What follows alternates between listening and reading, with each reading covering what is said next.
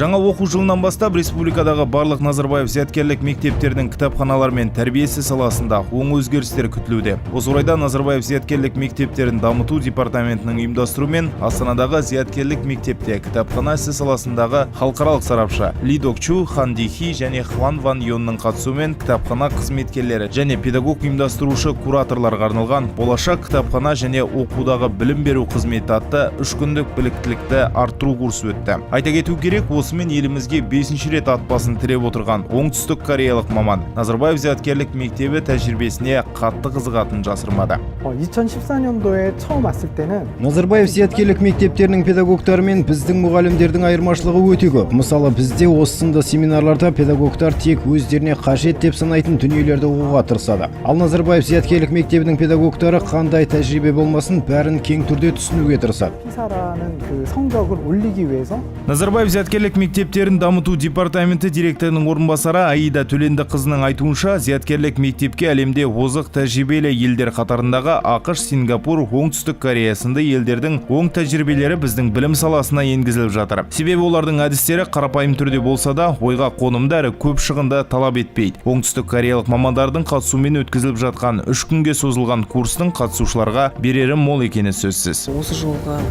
өткізген курстың ерекшелігі бұл оқу мен тәрбие жұмысы бір-бірінен ажырамайтын бөлік қой. Біртұтас егіз ұғым деп айтуға болады. Осы мәселелер төңірегінде өте қызықты мазмұнды 3 күндік біліктілік арттыру курсы өтті.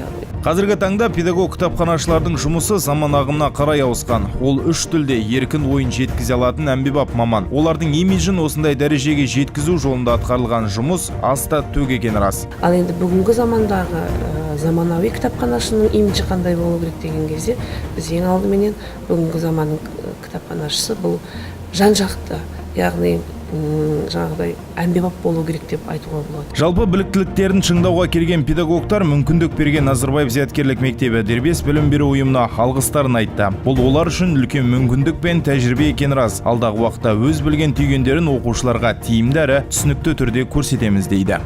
Жаңа оқу жылына осы семинардан кейін үлкен шабытпен, жаңа серпіліспен әдістемелік қоржынымызды толтырып, қуана шабыттанып қайтып барамыз. Ең алдымен бұл семинарда мен өзімнің жұмысында, яғни кураторлық қызметімді жаңа қырынан көрдім десем болады. Сонымен қатар оқушылармен қарым-қатынас жасауда, оқушылардан бөлек ең маңызды бізде қарым-қатынасқа түсетін ата-анамен байланыста, қандай байланыстың жаңа әдіс тәсілдерін үйрендім десем болады. Және өзімнің алған әсерім өте бір жоғары эмоцияда отырдық. Менің байқағаным осы курсқа келіп, бізде де тәжірибе болғанымен білетінімізден білмейтініміздің әлі көп екеніне көзім анық жетті.